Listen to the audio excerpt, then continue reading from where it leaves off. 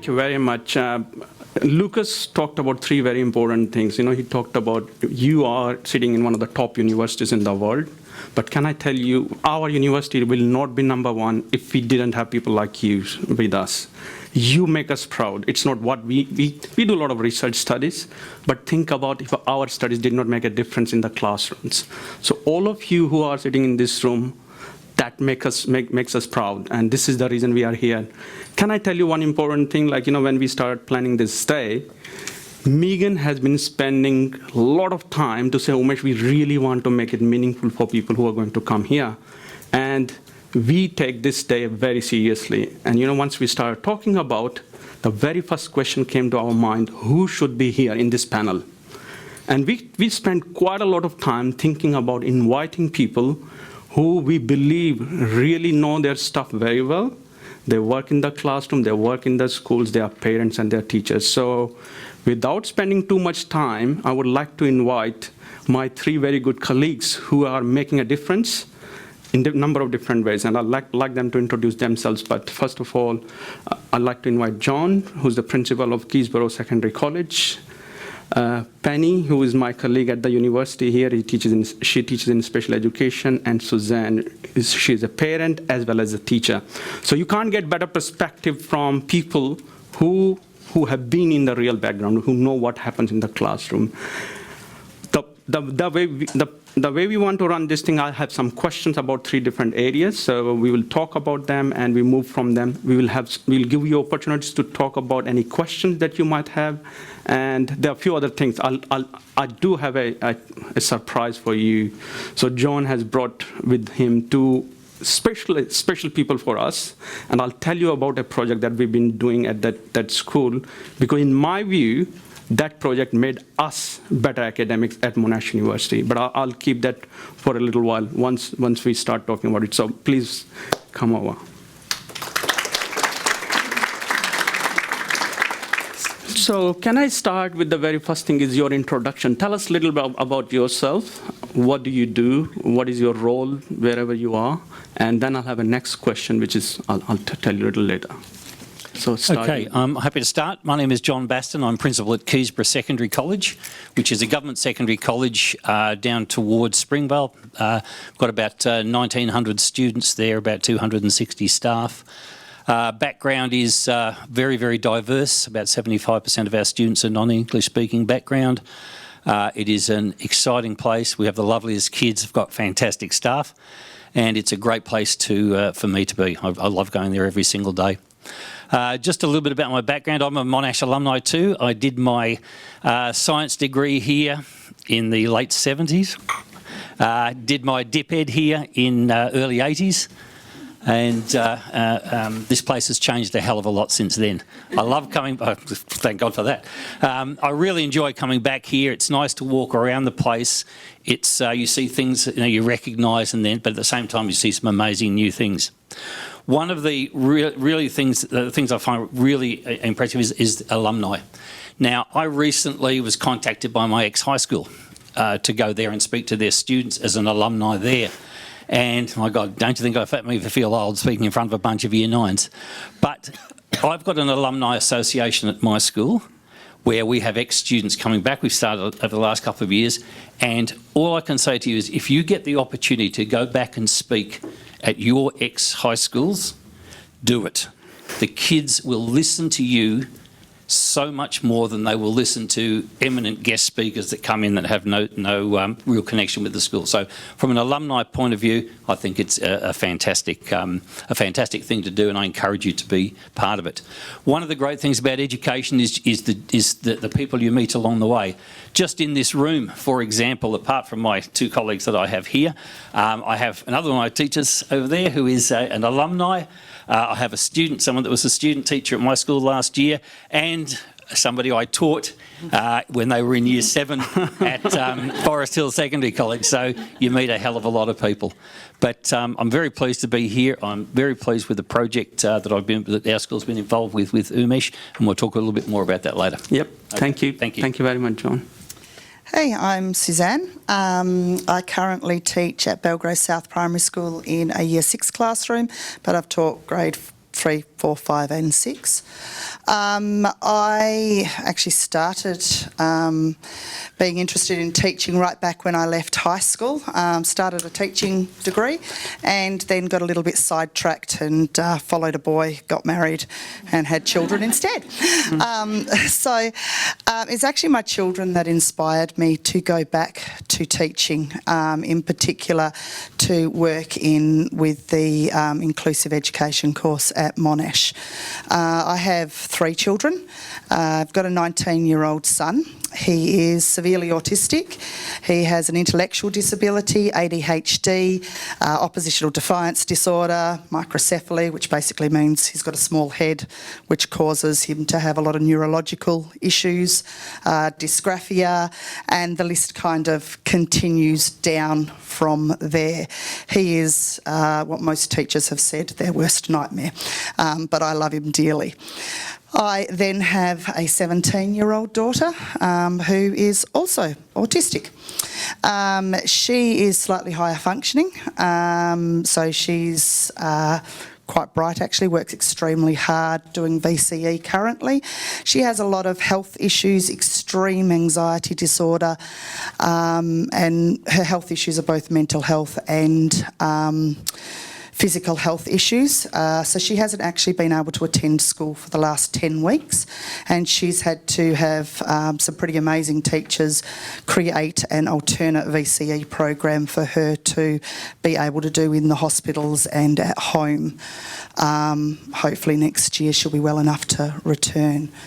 And then I have my lovely little 10-year-old bundle of surprise joy, who is also autistic.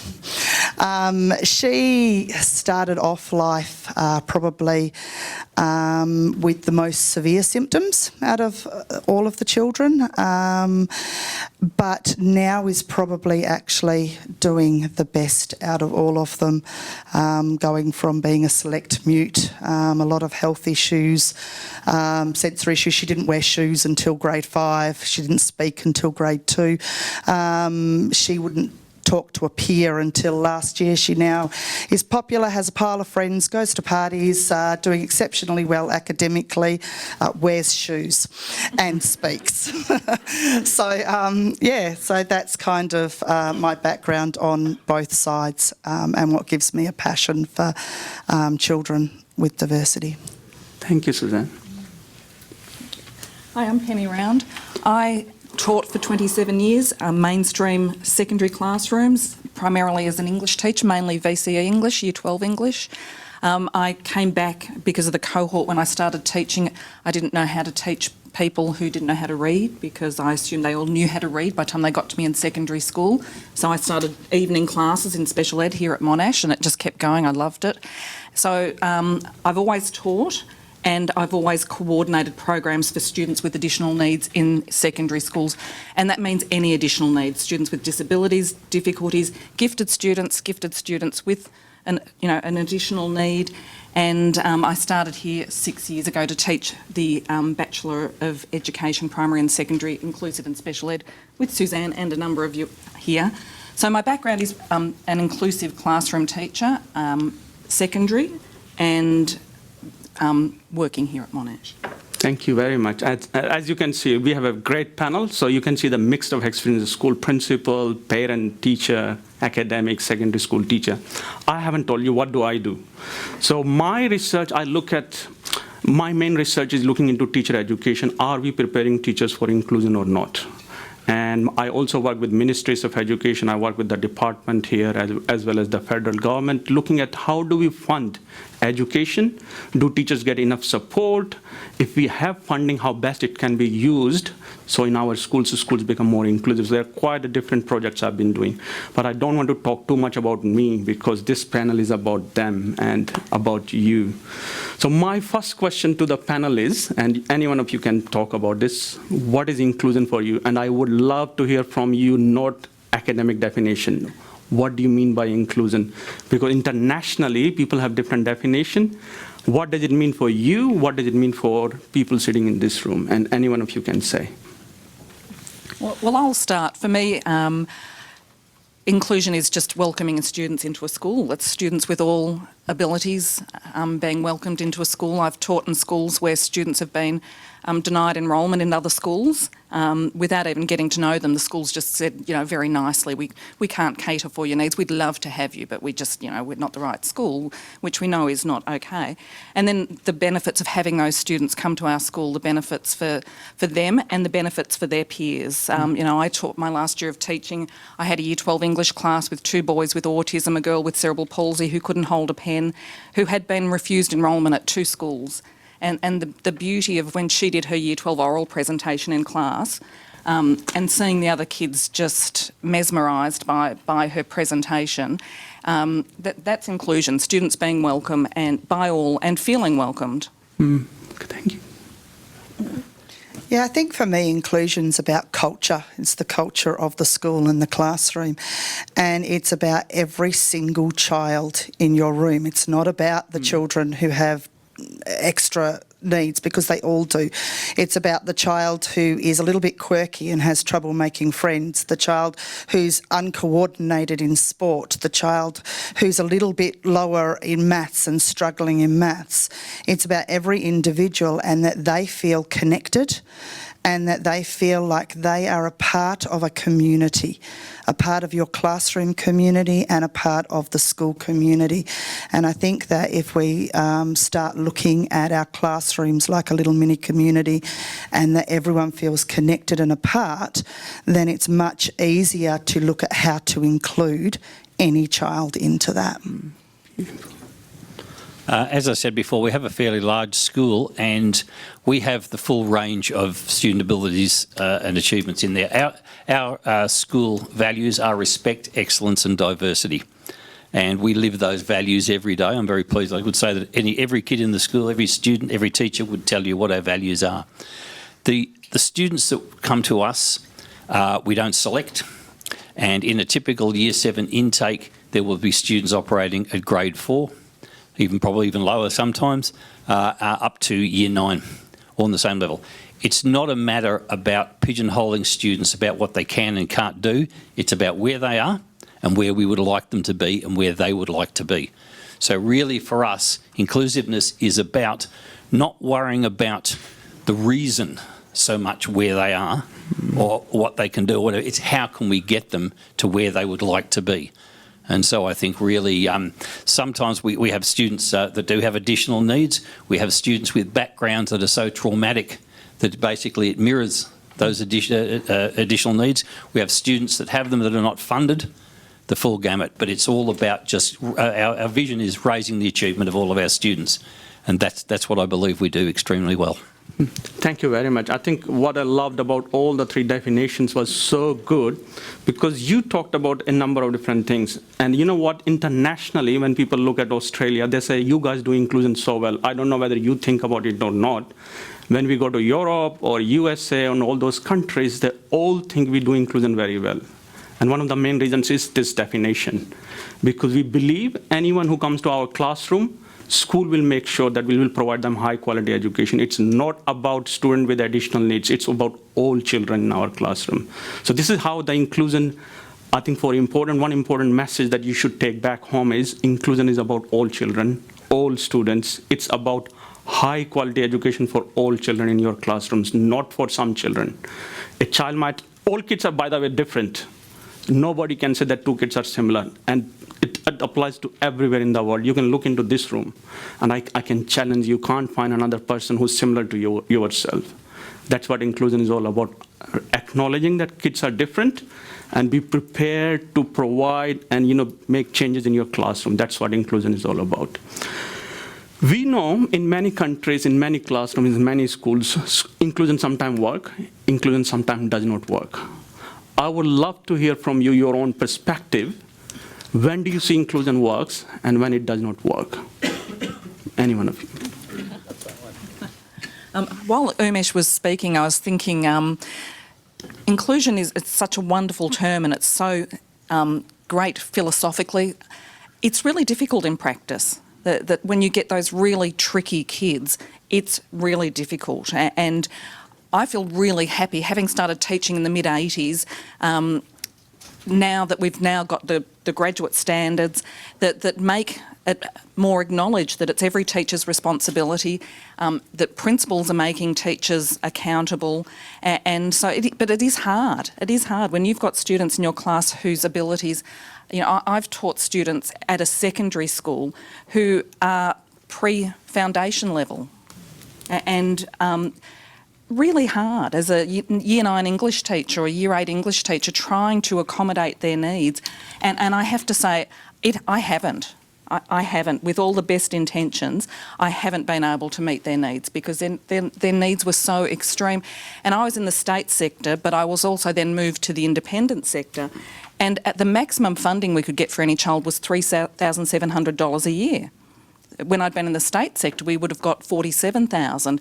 And so with one of these children, $3,700 a year was just not enough. And I'm not saying we gave it all, a teacher's aid is not the answer to everything, but sometimes my experience is that the needs of some students are so extreme that they need, we've had students who have been in dual enrolment, so part-time with us in a mainstream school, part-time at a specialist school, and that's often worked really, really well. But for me, the hardest time with inclusion is when the student's need is so extreme and you feel, I felt so guilty about those situations because I felt I wasn't doing my job. I wasn't preparing them for life beyond school. And even with the best intentions, we just didn't have the resources. That's where inclusion's hard. You need resources. You need a supportive principal. But so inclusion, we talk about it a lot, and it's really important, but it is really, really difficult. It's really difficult. Sometimes it's wonderful. It's so affirming and reassuring, but sometimes it's really tricky. And I think good teachers like to think they can fix everything, and sometimes it's really difficult. Suzanne, from your perspective as a parent as well as a teacher? So one of the things for me that possibly differs from some researchers being a parent of a particularly high needs child is that inclusion is not necessarily, to me, about every child having to go to the same school setting. I have two children who have been through the mainstream public school setting and one who has been through the specialist setting. For each of my children, inclusion was about them being included in their school community, not necessarily in the same school community. And as a teacher, this particular year, we have a child who wasn't even able to enter the classroom last year. So last year was with an aide outside of the classroom or with the principal for the entire year. My grade 6 colleague that I work with and our first goal for him was to enter the classroom and be a part of our classroom community. And I think one of the big things that I feel is that when you're looking at inclusion, you have to have the relationship first before any of the teaching will come. That until you have that relationship with the child, and if that means spending an entire term where they do not pick up a pencil, that is okay. If you are building on that relationship, and there's actually two who weren't in the classroom last year, one because he was with the principal, the other one just because he kept leaving the classroom, to go from not being in the classroom to now in fourth term, both of them are full-time in our classrooms. One still struggles to do any work. The other one will do me a paragraph every single session. That was an entire year to get him to that point, but that's still a success. So it's changing what success is. It's changing how you look at those challenges, but I would say that the biggest thing that is needed for inclusion is actually an amazing supportive team around you. And to be an amazing supportive team, the more you tear down your colleagues, the harder any inclusion will be with your children. The more you build people up around you. We often have in our classroom children that are not our responsibility under paper. We see it at our school that we are a team, that every child belongs to every staff member, and I know that if I'm having a tough day, that I have numerous teachers who will step in and help me out. I just want to talk about this inclusive education just a little bit from left field here, is that sometimes there is within education, within teachers, an almost a stereotyping of students with additional needs as being low performing, as having difficulty learning or reluctant to. When I talked about having students on a continuum, there are students out there with additional needs that are incredibly high performing in certain areas. So it's also about being able to make sure that they are able to progress as well. Because, as I said, generally there's a thought that, well, if a student has learning difficulties, it's called additional needs, then they're not going to be able to learn properly. Some of them, and it can be sometimes very, very focused, what they're able to do is they are exceptional at what they do. But they don't show it because they're never given the opportunity to be able to display their abilities. So just when you're talking about this, and we try to at Keysborough try to think about that with all of our students. One of the things that is frustrating us a little bit is about a measure of a student's ability is now very much around NAPLAN. Now I agree that is it's a good measure of certain things, but it categorises kids as being at a certain standard based on English and maths. What about the exceptional arts student? What about the exceptional technology, the phys ed, the health? Kids that are just in those specific areas are brilliant. So, as I said, with our view on education with us, everybody, there's something about them that we can develop that's brilliant. And it's about being able to recognise what that is. And that's true inclusion, is recognising the kids, knowing the kids, and then growing the areas in which they're able to excel. Thank you very much. I just love, there are three very important points all three of you have made. One thing is inclusion is not easy, and I totally agree with you. It's not easy, it's hard. You talked about relationships, very important thing, and I think, John, you talked about academic, NAPLAN is important, but that's not everything. So schools need to, pay attention to lots of other aspects. In my view, one important thing for inclusion to happen is for you to have really high quality teacher education programs that have prepared you for inclusion. I want to ask you this question. Raise your hand if you think you have been very well prepared for inclusion. And please be honest.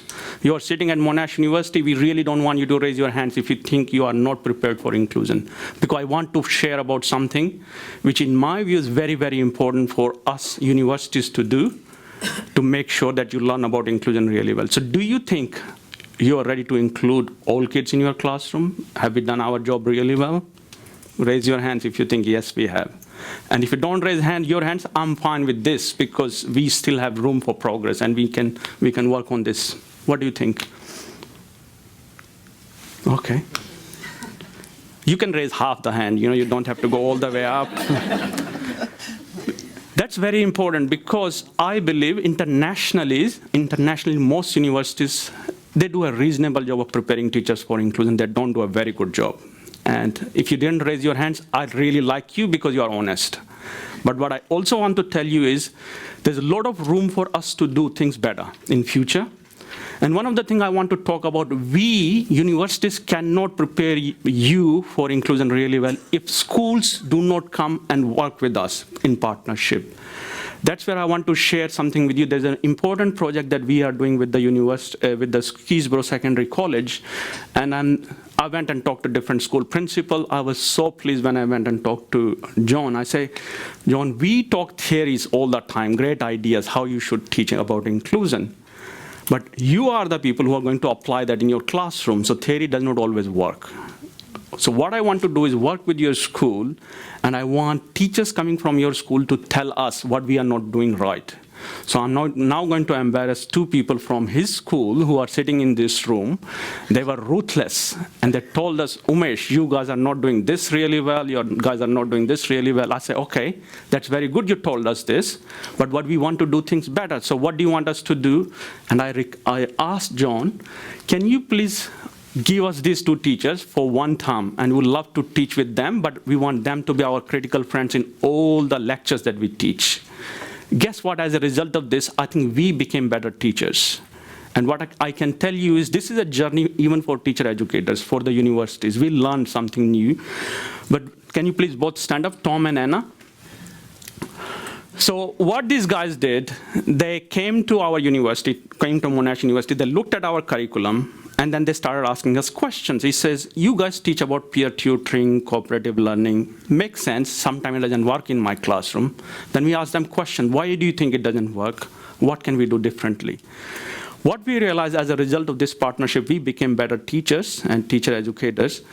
But what I realized internationally, we presented this paper with these guys. We went to a conference in Hamburg, in Germany, and we took these two great teachers with us to Germany, and we talked about this. Guess what? Most of the academics thought, why haven't we been doing it for a long time? So all of you in this room who are sitting here, our alumni, we will love to work with you where you have to say, because the journey has not finished. You finished your degrees, does not mean it's the end of the journey. Come and talk to us, give us your ideas, say something if you are struggling with, because we are here to support you, to learn from you, and we are in this genuinely in partnership where we can say, Umesh or Megan or anyone, write those emails to us because we are very keen to have those partnership where we can continue this journey. And because I cannot say, or no university can say, we have done our job, that's the end. Because this is a journey where you can always do things better. Anyways, so what I wanted to do is to acknowledge that great work that the school is doing. It's only those partnerships that make us better teacher educators. If you are not here, we'll be continuing to make the same mistakes that we've been doing. So I know this time it was half hand. I can promise you in 2 years' time, you will like to see lots of hands higher. So good. I acknowledge that we may not be doing a great job, but we will continue to do better as we progress in future. My next question for you, Suzanne, particularly, as a parent, when you go to a school, some schools do a very good job. You have seen some things, you have seen some behaviors, you have seen something that teachers do well. I just want you to know from you, what are those things that you have seen? Most importantly, these are the teachers here. They are already teaching. So there are some tips you can give them that they should think about when they are working with them. What do you expect a teacher to do for a parent when you go to a school? I think the first thing is to understand a parent's journey. It's really, really important for you to have a good relationship with the whole family of all of your children. But parents who have children with complex needs is what I will say. The journey is very difficult for us. It is a fight from the moment our child is born. We fight to get the very first word out of our child. We fight to teach them how to walk. We have to go to so many medical appointments where we're sent from one to another to another. It takes, I think, probably about $500 and 8 different appointments to get my child diagnosed with his first diagnosis of autism. I was then told he needed to go to an early intervention centre. It was a 12-month wait to get in. I had to fill out paperwork this big. There's funding around so that he could get the speech therapy and occupational therapy and psychology that he needed. But once again, I had to jump through hoops of this much paperwork. Schools couldn't manage him, teachers couldn't manage him, and he was sent home a lot of the time. Every single thing that I needed, I had to fight for. Basic rights, schools saying, your child, we can't meet his needs, he can't come here. So if you get a parent that comes to you and they're already sounding combative, you need to understand they have fought for every single little thing. Children with physical needs have to fight and fundraise themselves to get every little thing that their child needs to be able to function. If you understand that, then you can maybe approach them slightly differently. Instead of being, I suppose, you need to do this, you need to do that, this is wrong with your child, that's wrong with your child, we can't handle this, we can't do that. Just stop and listen. That parent knows that child more than you ever will. If they say to you that my child is having a problem at school and you don't see it, it doesn't mean it's not there. They know their child. listen to their ideas, and if you can't implement them, say to them, you know, this is something that logistically we can't implement. However, I will go and see what I can do. Try and find new innovative ideas. Talk to your colleagues. Don't give promises that you can't keep. Don't say, I will, and then don't do it. If you're going to give a promise, make sure you follow through. All they really want is to be heard, and you need to understand that, sorry, I'm losing my train of thought there, that you have their child for 1 year. I will have my son for the rest of my life, and after that, I don't know what will happen to him, because he will never be independent. He will always need help. And you get to go home at the end of your day. I don't. The parents don't. They do it every single day and every single night. At our school, one of the things that we try to do is not send children home, because we know that the parents are exhausted. And if we can take just a little bit of that pressure off of them so that they can have that day at school break, then they are more equipped to parent their children at night. Thank you so much. I mean, such a powerful message.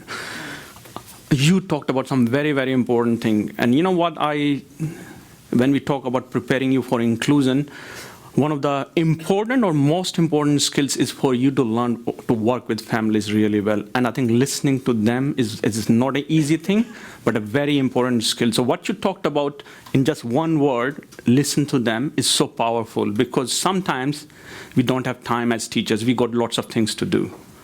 If you do not have time, what you need to say is, I'm really interested. I want to listen to what you have to say. If you don't have time, don't rush. Make an appointment. You say, I would love to hear whatever you want to talk about. Find some time, but don't rush the topic, because it's an important thing for you to pay attention to what they have to say.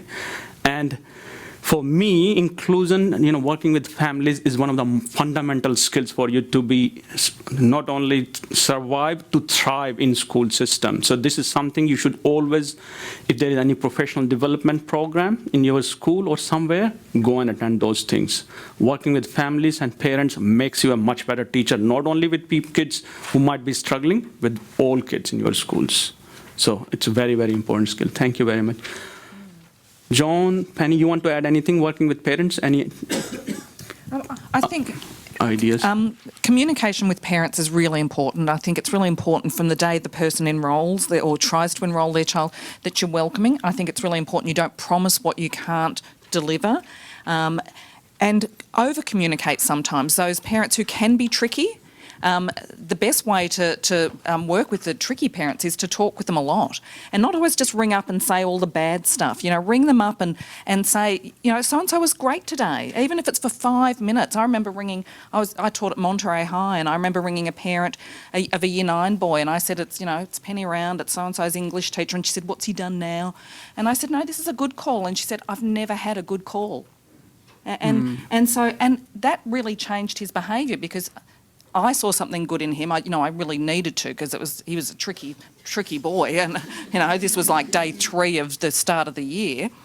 But that's how you get parents on side. And also, when you're talking with parents, don't just ring up and complain, but also ring up and say, try to be non-judgmental. It's always, we're problem solving, we're moving forward. These are our strategies. Listen to them, but also think these are possible solutions that I've already tried or that I'm going to try. So don't just ring with a problem and say, that's it, I've got this problem, and dump it on them. That you've got to talk. And some parents have too low expectations for their children or too high expectations.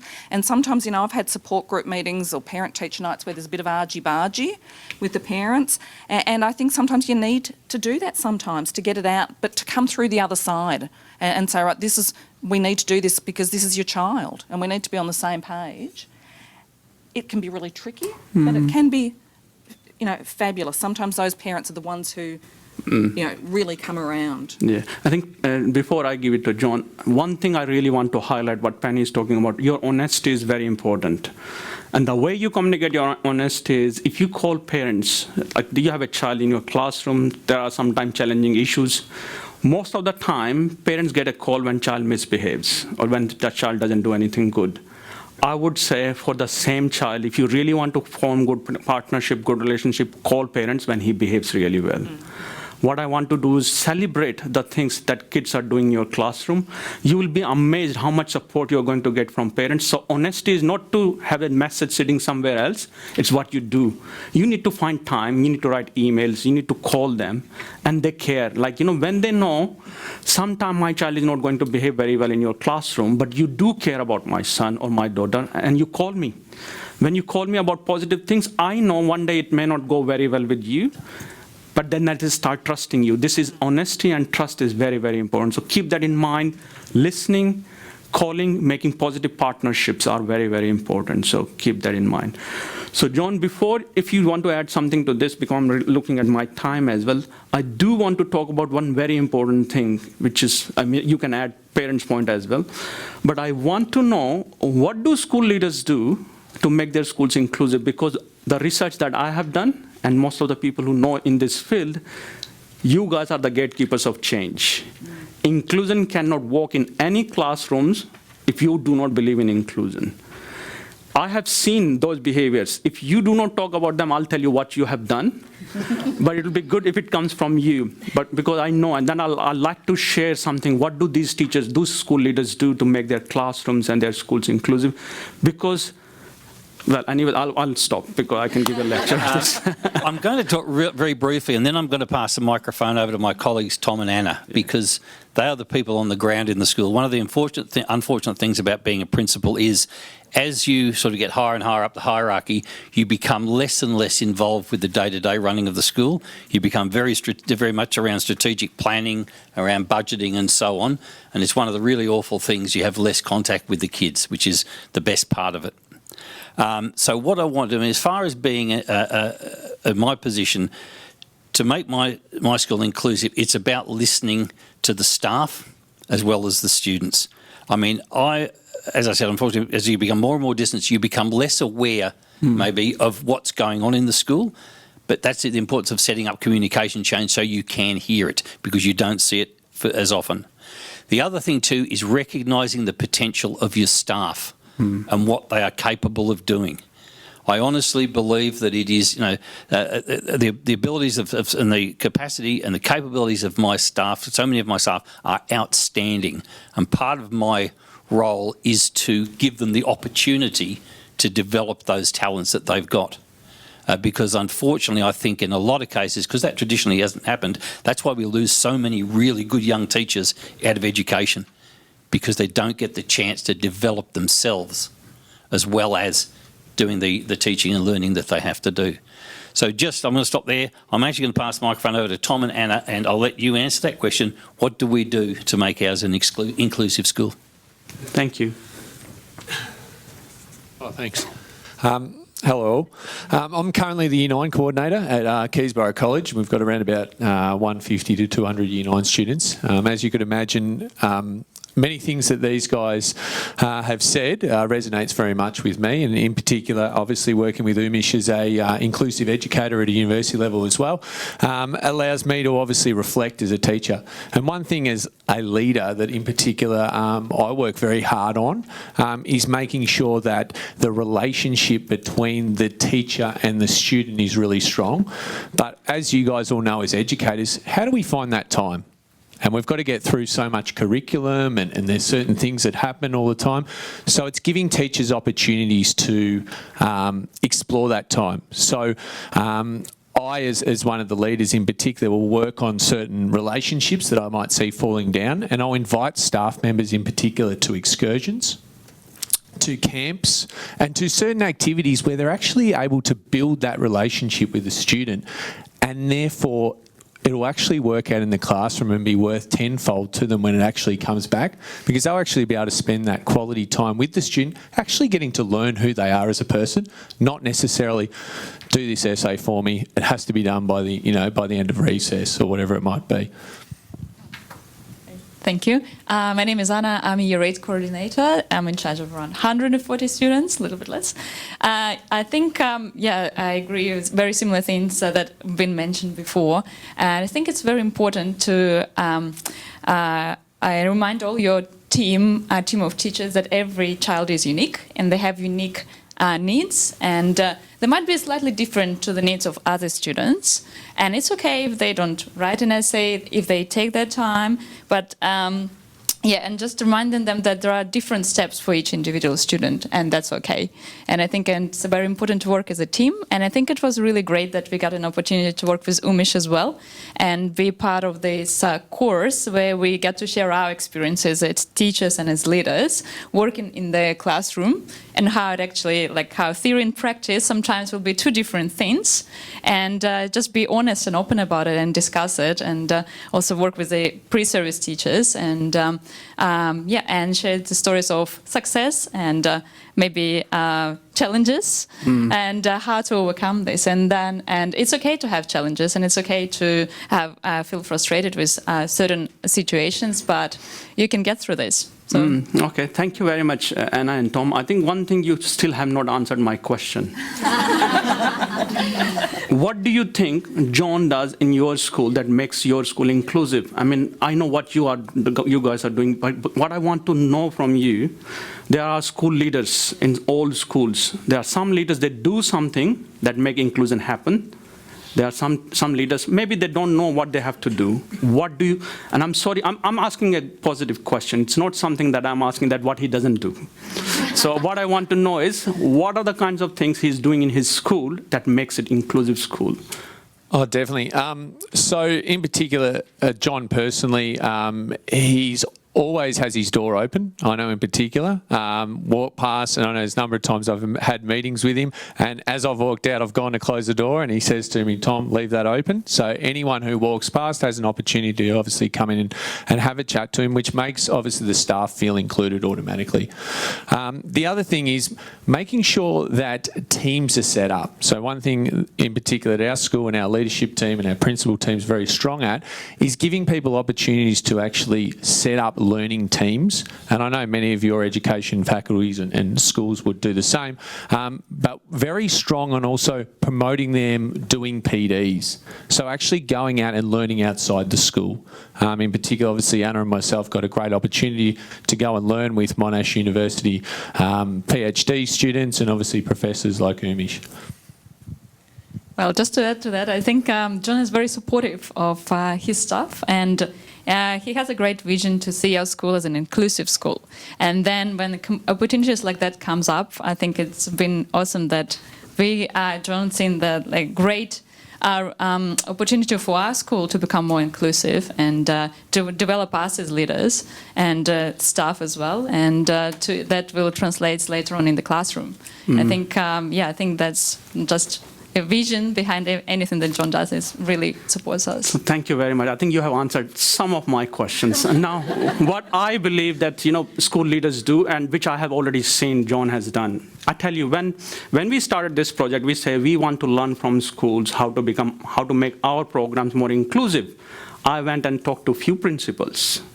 There was few principals who just came straight away, yes, interested in this partnership without asking too many. Did ask questions, but more logistically, how will I do it? To spare 2 teachers going from your school, and they need to find CRTs to replace you guys. It's not easy. It's finding extra resources to send 2 teachers to go to Monash University and to find resources to replace them. It requires you to think, how will I do it? But people or leaders who believe in inclusion, they make it happen. They say, I'm going to find it either way because I believe in this. So the vision is quite clear in his head. He believes, I'm just talking about school principals like John, they do it. What they do is, if they believe in inclusion, they will find resources. They will find time for their teachers to become better inclusive teachers. Because what he realized, if these two teachers are going to go from my schools, it's not just going to benefit these two teachers, it's going to benefit the rest of the school community.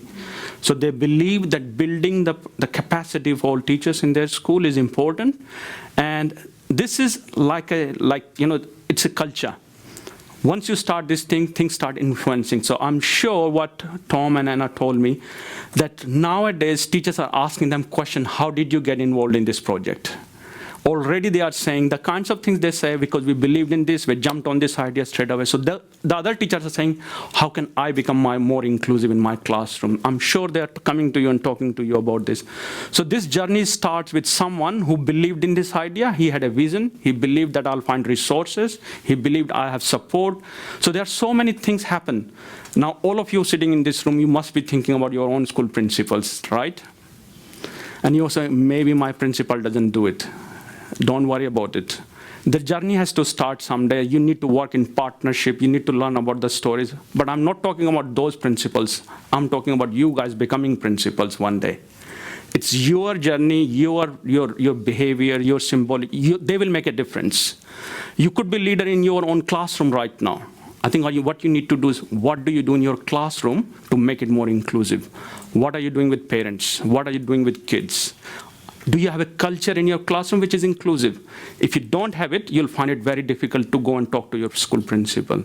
So keep that in mind.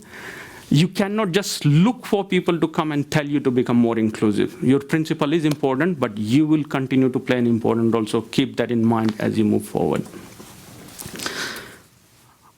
How much time we have? 20 minutes. Okay. What I wanted to do is, there are a couple of other questions I wanted to ask, and again, you can talk about this.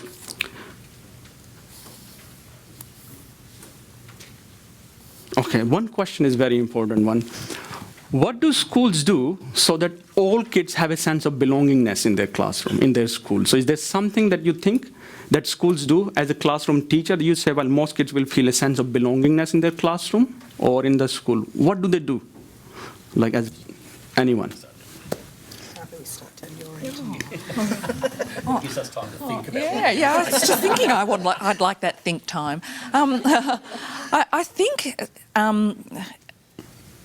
it's that community. I think it starts in your classroom. That one, it's enrolling students, even though they could be, tricky kids. It's not saying, oh, we'd love to have you, really not meaning it at all, and then not enrolling it. So it's welcoming students from the day they walk through the door, no matter what their needs are, and then walking it, not just talking it, and classroom teachers being supportive. It's the physicality of the school, that it's accessible for anyone, that it's that the resources are there.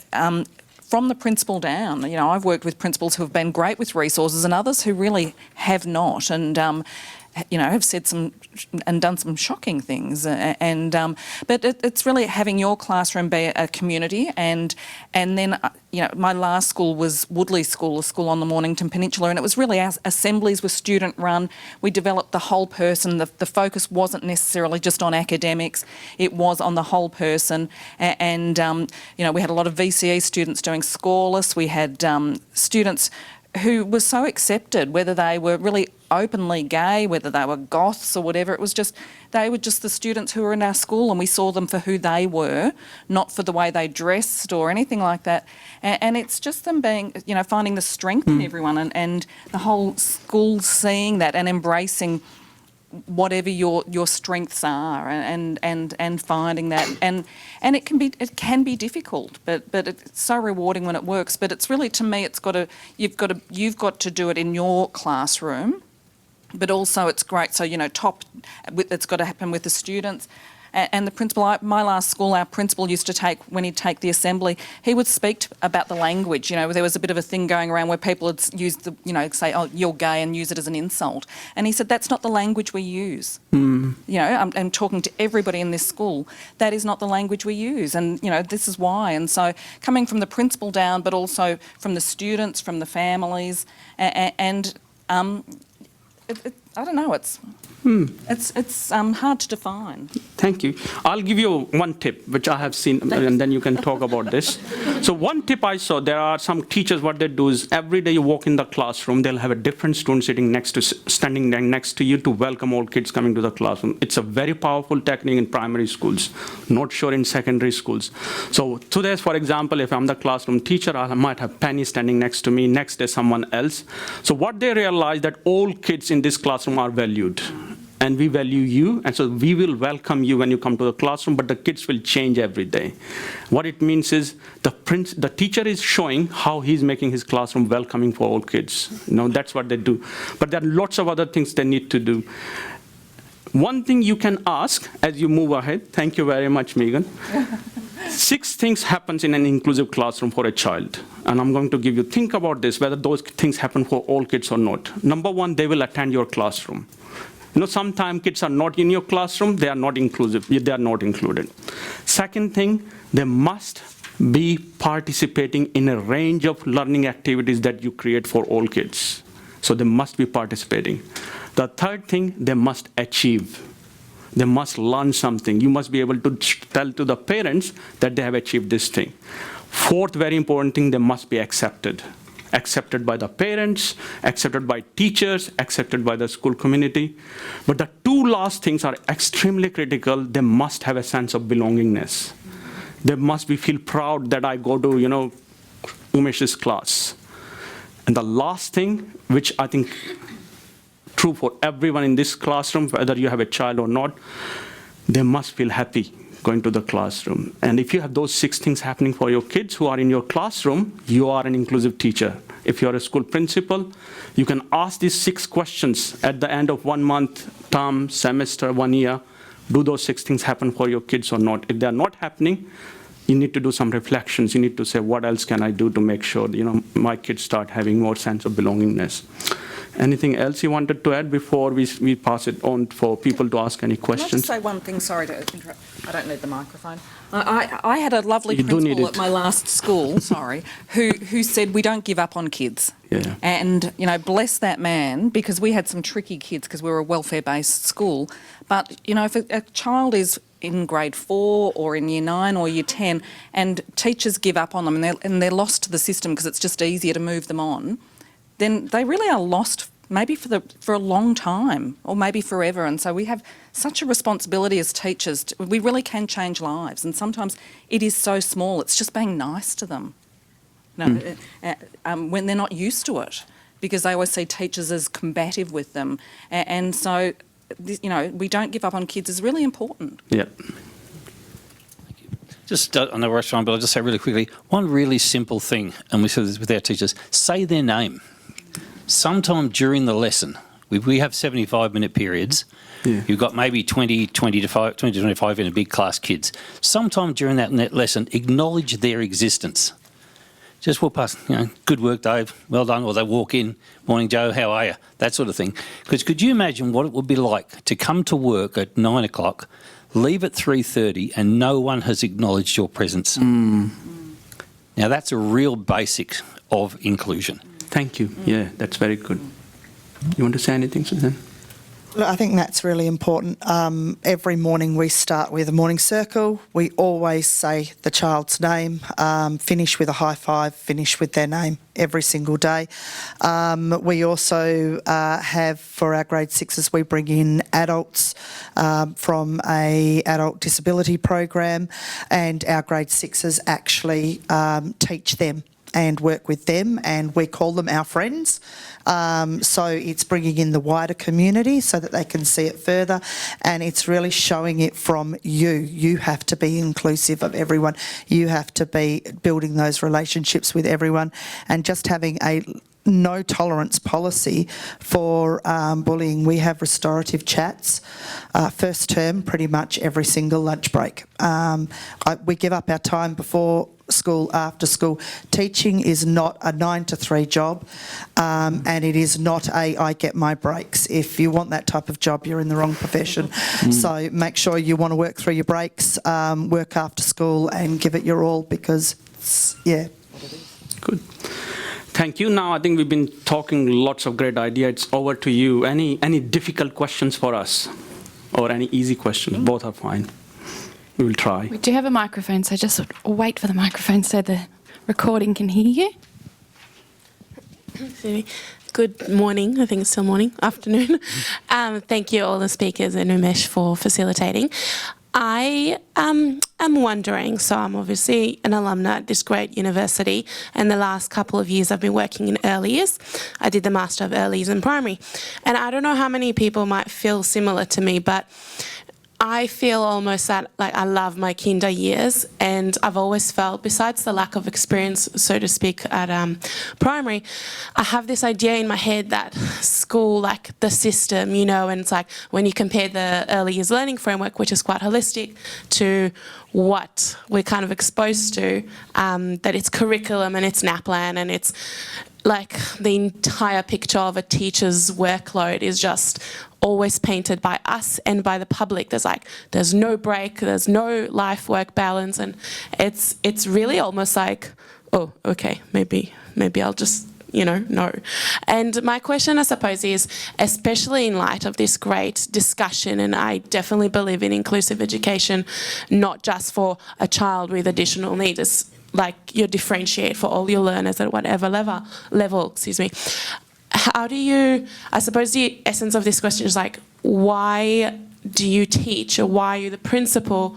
Where are the schools, from your perspective, because you have a lot of experience and research, where are the schools at least in Victoria, in terms of, I know that I worked at a wellbeing school, a private Jewish school, that really I felt, I actually was a student there and I also worked there, and they really look at not just academic, they look at like the whole gamut of a student's needs.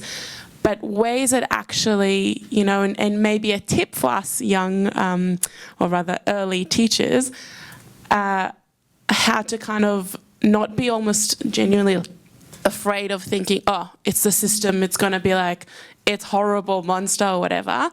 It's, this is essentially my question, like, why do you teach, and where do you see the schools as a system, where it's going and where it is in 2019 or 2020?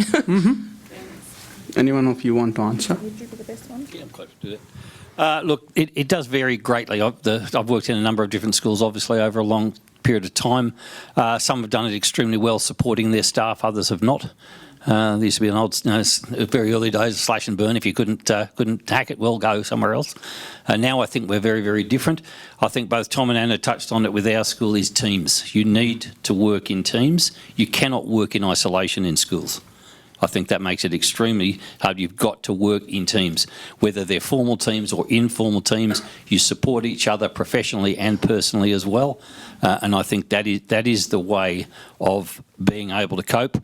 Don't read much of the Herald Sun. That will always that always paints such a miserable picture, and the way they put down education annoys the hell out of me. It is, and celebrate the victories. That's the main thing. Now, remember just one thing, I say this to people a lot. You might have one or two really tough kids that you're having to handle in your classroom. That means you've got 20 plus that are just fantastic. And they're the ones that will get you through the tough times. Just remember that. Work in teams, celebrate the victories, enjoy the kids who are not necessarily taking up too much of your time. So can I also answer? I just want to add this thing. Teaching, you came into teaching for an important reason. People talk about this is a very, very important question. For me, the moment you start teaching, you have started a career. You said there'll be 25 kids coming to my classroom. You cannot decide who will be coming to your classroom. For me, it's also about your mental health issue. I think you need to be prepared to say, anyone who comes to my classroom, I'm prepared to teach. And if I don't know how to teach, I'm prepared to learn. And if I'm prepared to learn, and I'm prepared to ask for more resources.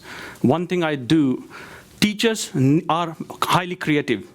What I want them to be highly creatively resourceful. You need to be not looking for more resources, you need to be more resourceful. What you need to say, what can I find in my own school to help me to become a better teacher? And I believe in teaching in inclusive classroom is teaching with your heart, your head, and your hands. Teachers who do not believe in inclusion, there is a problem. If you do not, it means you are in a classroom, That's not a good environment for you. Teaching is an opportunity. Teaching an inclusive classroom is an opportunity for you. This is the best time for you to refine your skills to become even better teacher. So I feel sorry for those teachers who never get to teach in an inclusive classroom or difficult inclusive classroom. I think when you get to teach in those classrooms, you become such better teacher that you can say, I can teach in any classroom, and thank God that I had this opportunity. It's not about kids, it's about you. And if you do not get that opportunity, go and talk to the principal. Say, I need that opportunity because I'm not becoming a better teacher because I don't have those opportunities. So what I mean is, it's very, very important for you to believe in this, and it's actually going to make you a much better teacher. And if you're going to stay in this field for next 25 years, I said today, go and talk to your principal that, why are you not giving me opportunities to teach kids who are difficult to teach? Because I'm not becoming a good teacher without being them in my classroom. Most of the time we avoid them, but it's not going to help you to become a better teacher. What I'm saying is go and talk to them, say, can I have some kids who are having difficulty in learning? I want to work with parents, I want to work with those kids, because I know it will make me a better teacher at the end of this journey. So take that approach. Once you start asking that question, your principal will be worried. Oh my God, I got a great teacher here, now I need to do something about it. And you will change the culture in other classrooms too. So you can take this journey. So, any other questions? Sorry, can I just add to that one? That if, new teaching, I've got 2 kids at home who are teachers. You need to speak to people. When things are tricky or you're frustrated or you're not certain, you need to speak to people. You need to go to an experienced teacher who you trust, who can give you some advice or can support you. And so you need to talk to people. And there are frustrations with NAPLAN and VCE and things like that you have to do, but then just see that as a part of it. And you can still do a lot of great teaching even knowing that they are still there. I think there are 3 questions. So one is there, that one, and then last one here. Hi, I know we've been talking a lot about inclusive education, and obviously that's a goal that we're all striving for. But I guess my question more so goes to you, John, as a principal. I was just wondering, being a younger teacher myself and moving into a school environment, at university, they teach you different ways to show that practice. And then obviously once you're thrown in to a classroom by yourself, it's very hard to keep track of that and make sure that you are developing those skills and you are trying to implement that into a classroom. So I was just wondering, as a principal, how do you keep track of those younger teachers and how do you facilitate them in a way that allows them to, I guess, develop that inclusivity and to know how to do that in a supportive way? I rely on people like Tom and Anna, very, very, very much so, because they're in the classroom, they're in the teams with those people. I've got 170 teachers in my school.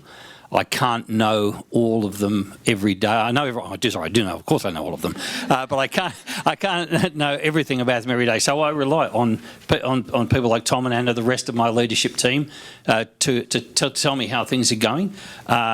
Talent management is extremely important in schools, and it's about being able to hear what people want to do, and then, as Umesh was saying before, making sure they've got the resources, the opportunity to do it. But look, young teachers are the absolute lifeblood of this profession, and I do everything I can to develop them professionally and maintain them in the school. Thank you very much, John. Megan is telling me only 1 minute left, but I promise... Probably one more question. No, maybe we can ask, 2 questions because people raise their hands. Okay, 2. But we'll answer them together if it's okay with you. All right. Sorry. I have a selective mute in my class, so mine was mainly directed at Suzanne. Just what was the turning point for your daughter in talking? I actually have. Before you answer that, sorry, can we also have the second question so we can answer both of them together, if you don't mind? Sorry, Suzanne. Come. Thank you. Mine's not quite as straightforward, I don't think. I teach in secondary sector, and academic differentiation is such a buzzword at the moment. I'm just interested to know if you feel that does promote inclusion or not, because there's differentiating views on that amongst staff. Okay, thank you. Okay, well, I'll tackle the first one. I also have a select mute in my own classroom as well. But I think the turning point is recognising that it's anxiety driven. And so it is about reducing the anxiety, which means building the relationship strongly. That's really hard to do if you've got someone who actually won't speak. Often they find it easier to speak to a peer than an adult. So sometimes when the child in my classroom at this point, when she's getting very anxious, she will stop speaking to me, but she'll still speak to her peer. So her peer will come and speak to me with her words. She'll say it and then it'll come through. Being accepted of things like that, I think, for my daughter was good as well. The fact that she could tell her friend and her friend could tell the teacher rather than having to go straight to the teacher, but it's mostly anxiety driven. Reducing that anxiety, giving them plenty of warning, talking to them about what your goals for them are, and so I started with just hello is the first goal, being able to say hello, and really small goals and celebrating success, really praising them when they get there. And I'll let someone else answer the other one. Thank you very much. You talked about a very important point. People tend to think that differentiation is only for kids who are gifted. In reality, teachers who can't differentiate, they can't teach. So differentiation is such a good teaching technique that you can, all kids are different. What differentiation means? You are prepared to differentiate the way you're going to teach. And what I'm saying is, it does make really good sense to me, and I'm sure lots of people are talking about, you need to learn to differentiate for all kids who are coming to your classroom, and it makes your classroom inclusive and engaging for all kids. So that's my answer. Thank you very much. Before we finish, I know you are very busy people. You came all the way from your school, so we got some small gifts for you guys. And did you guys enjoy it, their presentation ideas? So John. Thank you very much. And thank you to Umesh as well for fantastic facilitation of that session. And we have some gifts I'll give to you, Penny. Thank you. Followed instructions very well, Umesh. Thank you. Round of applause, everyone. Yes, thank you. Thank you very much.